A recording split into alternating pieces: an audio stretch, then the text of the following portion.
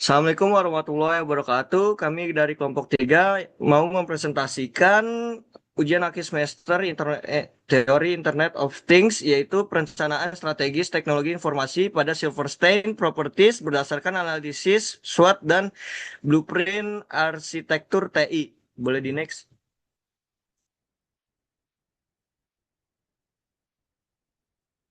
Di sini ada anggota kelompok. Yang pertama ada Kaisa Laudita dengan NIM akhir 001, ada Melania Arwen dengan NIM akhir 014, ada Khairul Insan dengan NIM akhir 018, ada Muhammad Fahmi dengan NIM akhir 021, ada Pravi dengan NIM belakang 028, ada saya Okan Ramadan dengan NIM akhir 032. Boleh di next.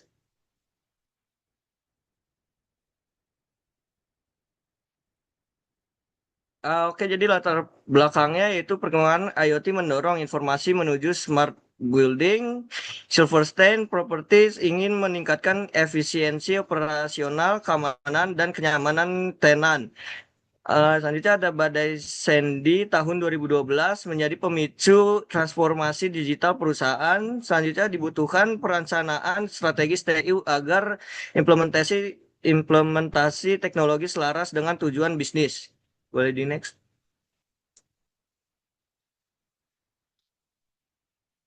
Oke, selanjutnya ada tujuan perencanaan TI. Tujuannya yaitu yang pertama ada menganalisis kondisi TI perusahaan, yang kedua ada mengidentifikasi faktor internal dan eksternal melalui SWOT, selanjutnya ada menyusun strategi TI yang mendukung bisnis, selanjutnya ada membuat blueprint arsitektur TI, selanjutnya ada menyusun roadmap implementasi, dan yang terakhir ada mengestimasi kebutuhan anggaran. Boleh di next. Oke, selanjutnya akan dilanjutkan oleh rekan saya. Baik, selanjutnya konsep dasar atau tinjauan pustaka di mana yang pertama adalah perencanaan strategis TI, menyelaraskan teknologi dengan tujuan bisnis. Ada blueprint TI, perancangan pengembangan TI yang meliputi bisnis, aplikasi, data, dan teknologi. Lalu ada Internet of Things, menghubungkan perangkat untuk pertukaran data secara real time. Ada analisis SWOT, metode untuk menentukan strategi berdasarkan kondisi internal dan eksternal. Lalu ada Smart Building, bangunan yang memanfaatkan IoT untuk meningkatkan efisiensi dan keamanan. Boleh di next. Nah, selanjutnya ada profil perusahaan, di mana nama perusahaannya itu Silverstein Property. Lalu ada bidang usaha, pengembangan dan manajemen properti komersial dan residensial. Lokasinya itu berada di New York City, Amerika Serikat. Gambaran umum dari studi kasus ini yaitu yang pertama ada badai Sandy tahun 2012 menyebabkan kerugian lebih dari 71 miliar US dollar dan melumpuhkan infrastruktur New York. Lalu yang kedua ada peristiwa ini menjadi properti untuk melakukan transformasi digital melalui penerapan IoT dan teknologi mobile. Lalu ada fokus implementasi. Yang pertama ada keselamatan tenan melalui emergency alert system. Yang kedua ada monitoring gedung secara real time. Yang ketiga ada efisiensi operasional berbasis data. Boleh di next. Selanjutnya ada analisis kondisi pada saat ini. Yang pertama ada kondisi bisnis, yang dimana ada persaingan properti premium dan juga fokus pada efisiensi dan keamanan. Yang kedua kondisi infrastruktur TI. Ada sensor IoT, building management system, VLAN, mobile app, CCTV, dan smart lighting. Yang ketiga ada kondisi sistem informasi. Ada mobile tenant, energy management, emergency alert, dan centralized BMS. Boleh di next. Lalu ada permasalahan yang dihadapi. Yang pertama, permasalahannya yaitu SDM IoT masih terbatas. Yang kedua, integrasi sistem yang lama. Yang ketiga, belum semua gedung menggunakan smart building. Yang keempat, ada SOP belum terstandarisasi. Yang kelima, pengukuran ROI belum optimal. Dan yang keenam, ketergantungan terhadap vendor. Baik, selanjutnya akan dijelaskan oleh teman saya. Oke, selanjutnya ada analisis SWOT. Yang pertama ada strength atau kekuatan. Ada implementasi smart building yang sudah berjalan, memiliki sistem monitoring terpusat, mobile application untuk tenan, kemudian ada efisiensi energi, keamanan jaringan yang baik, dan juga yang terakhir yaitu reputasi perusahaan. Kemudian yang kedua ada weakness atau kelemahan. Yang pertama ada investasi teknologi sangat mahal, ketergantungan terhadap teknologi, integrasi sistem lama atau legacy system, kebutuhan SDM yang tinggi, dan juga ketergantungan dengan vendor. Oke, selanjutnya ada opportunity atau peluang. Yang pertama ada pertumbuhan teknologi IoT, meningkatnya permintaan smart building, efisiensi energi, kolaborasi dengan vendor global, dan yang terakhir yaitu transformasi digital industri properti. Dan yang terakhir itu ada threat atau ancaman. Yang pertama ada ancaman keamanan cyber, bencana alam, perubahan teknologi yang sangat cepat, persaingan industri properti, dan juga yang terakhir perubahan regulasi. Oke, selanjutnya ada strategi SWOT. Yang pertama ada SO atau Strength Opportunity, yaitu memperluas smart building. pengembangan AI dan IoT, kemudian ada ST atau Strength Rate, Zero Trust Architecture, dan juga Disaster Recovery Center. Kemudian ada WO atau Weakness Opportunity, yang pertama ada pelatihan SDM, migrasi legasi. Kemudian ada yang terakhir yaitu WT atau Weakness Trade. Yang pertama ada diversifikasi vendor, dan juga yang terakhir Business Continuity Plan. Kemudian ada rekomendasi strategi TI. Rekomendasi yang diberikan yang pertama, penguatan smart building, integrasi seluruh aplikasi, enterprise architecture menggunakan TOGAF, kemudian penguatan cyber security, data analis berbasis AI, pengembangan SDM, dan juga yang terakhir yaitu disaster recovery plan.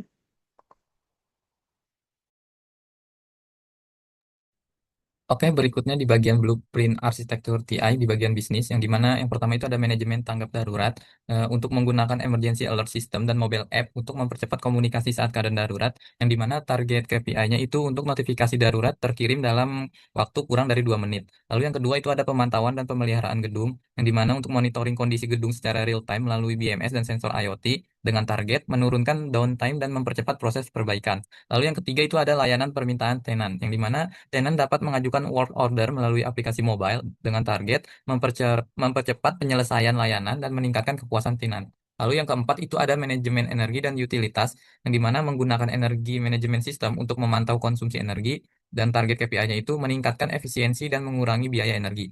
Lalu yang kelima ada tata kelola keamanan informasi, yang dimana menerapkan PLAN dan CIM untuk meningkatkan keamanan jaringan dengan target mengurangi insiden cyber dan mempercepat mitigasi. Lalu yang keenam itu ada manajemen vendor dan pengadaan, yang dimana mengelola vendor melalui vendor manajemen portal dengan target KPI untuk mengurangi ketergantungan pada satu vendor. Next. Lalu ada bagian blueprint arsitektur TI di bagian aplikasi, yang dimana nomor satu itu ada security information dan event management untuk memantau dan mendeteksi ancaman cyber secara real time dan mengatasi risiko keamanan jaringan.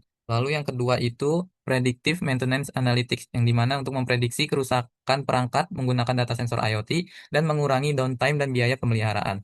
Lalu yang ketiga ada IT service management, yang dimana menstandarkan SOP dan pengelolaan tiket layanan TI dan mengatasi dokumentasi yang belum terstruktur.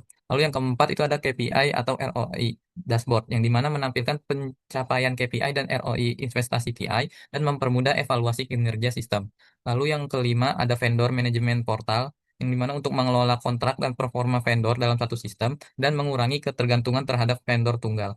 Lalu yang keenam itu ada disaster recovery orchestration tool, yang dimana otomatiskan proses pemulihan sistem saat terjadi bencana dan menjaga kelangsungan operasional perusahaan.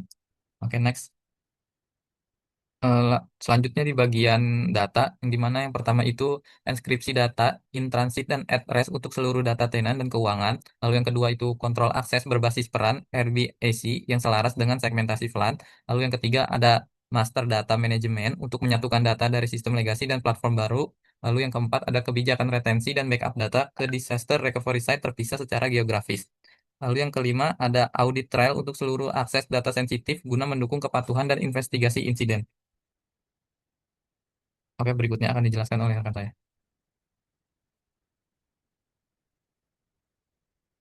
Oke, baik, kita lanjut.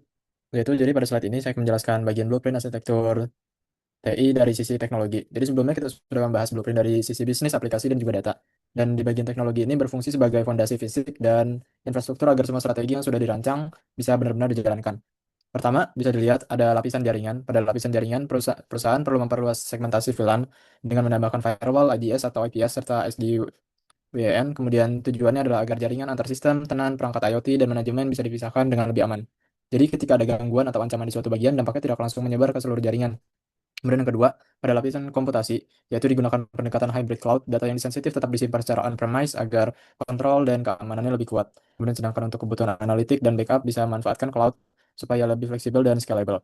Dan kemudian yang ketiga, yaitu pada lapisan perangkat IoT, penggunaan sensor IoT, QLED, dan Edge Gateway diperluas. Ini penting karena smart building membutuhkan data real-time dari gedung, seperti kondisi energi, efisiensi, CCTV, dan sistem lainnya. Kemudian yang keempat, pada lapisan keamanan, diterapkan SIEM dan Zero Trust atau VPN. SIEM digunakan untuk memantau aktivitas dan mendeteksi ancaman, sedangkan Zero Trust memastikan setiap akses harus diverifikasi tidak langsung dipercaya.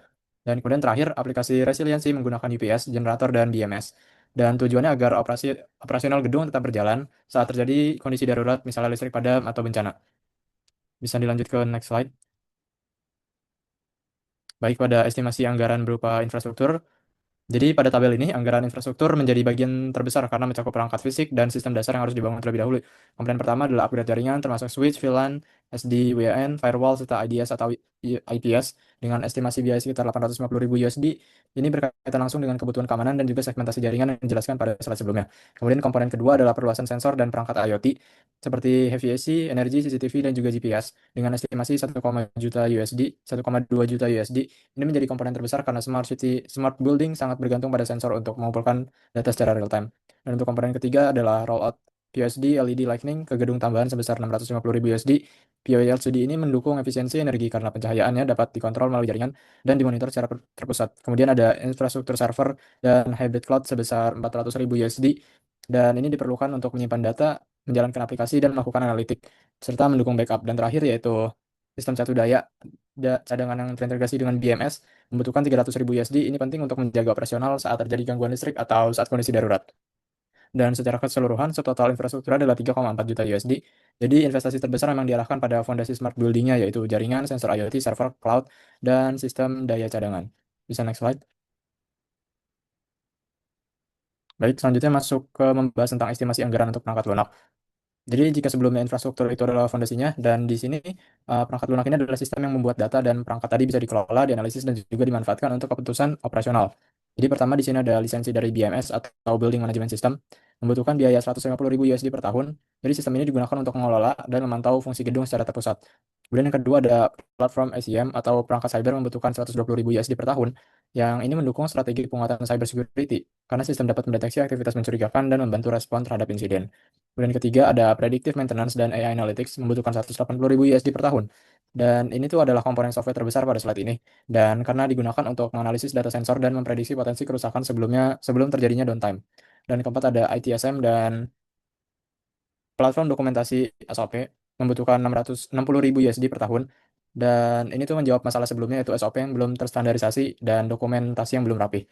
Dan kemudian kelima yaitu pemeliharaan mobile app membutuhkan 90.000 USD per tahunnya. Aplikasi ini penting untuk layanan tenan, notifikasi darurat, dan juga komunikasi operasional. Jadi keseluruhan total estimasi perangkat lunak adalah 600.000 USD per tahun. Jadi anggaran untuk software ini difokuskan pada pengelolaan gedung, keamanan, analitik, SOP, dan juga layanan tenan. Untuk slide selanjutnya bisa dijelaskan oleh teman saya. Baik, selanjutnya adalah membahas tentang estimasi anggaran untuk sumber daya manusia. Untuk posisi pertama itu adalah IT Manager dengan menjumlahkan 1 orang, estimasi biayanya sekitar 120.000 USD per tahun. Kemudian ada IT Engineer dengan membutuhkan 3 orang, dengan estimasi biaya sebesar 270.000 USD per tahun. Kemudian ada Network Engineer dibutuhkan sebanyak 2 orang, dengan estimasi biaya sebesar 160.000 USD per tahun. Kemudian ada Cyber Security Engineer dibutuhkan sebanyak 2 orang juga, dengan estimasi biaya 180.000 USD. Kemudian ada data analyst dibutuhkan sebanyak 2 orang dengan estimasi biaya sebesar 150.000 USD. Selanjutnya ada software developer dengan jumlah yang dibutuhkan sebanyak 3 orang dan estimasi biayanya sebesar 240.000 USD. Kemudian ada supportive staff dengan dibutuhkan sejumlah 3 orang dengan estimasi biaya 120.000 USD. Dan yang terakhir untuk keseluruhan atau subtotal sumber daya manusia yang dibutuhkan ada 16 orang dengan estimasi biaya tahunan itu di 1.240.000 USD dolar itu per tahun. Dan untuk slide selanjutnya adalah estimasi total anggaran dari keseluruhan. Yang pertama itu adalah kategori infrastruktur dengan sebesar 3.400.000 USD. Kemudian ada perangkat lunak dengan sebesar 600.000 USD. Dan yang terakhir adalah sumber daya manusia dengan sebesar 1.240.000 USD. Dan untuk total estimasi anggaran tahunan pertama itu di angka 5.240.000 USD. Dan yang selanjutnya adalah kesimpulan dan saran. Jadi untuk kesimpulannya, kita terbagi dari 5 poin. Yang mana poin pertama adalah smart building meningkatkan efisiensi operasional. Kemudian yang kedua adalah SWOT yang menghasilkan strategi TI yang tepat. Terus yang ketiga yaitu adalah blueprint menjadi pedoman transformasi digital. Kemudian poin keempat, roadmap mempermudah implementasi bertahap. Dan yang terakhir adalah investasi TI meningkatkan daya saing perusahaan. Dan untuk sarannya itu terbagi 2 poin besar. Yang pertama itu untuk self-sustained properties. Yang pertama itu untuk memperluas implementasi smart building. Yang kedua, meningkatkan keamanan cyber. Yang ketiga, mengembangkan kompetensi SDM dan melakukan evaluasi roadmap secara berkala. Dan untuk saran untuk pengembang teknologi itu ada dua, yang dimana yang pertama mengembangkan solusi IoT yang lebih fleksibel dan meningkatkan keamanan perangkat IoT. Baik, demikianlah dapat kami sampaikan. Terima kasih dan mohon maaf jika ada kesalahan dalam presentasi kami kali ini. Akhir kata, wassalamualaikum warahmatullahi wabarakatuh.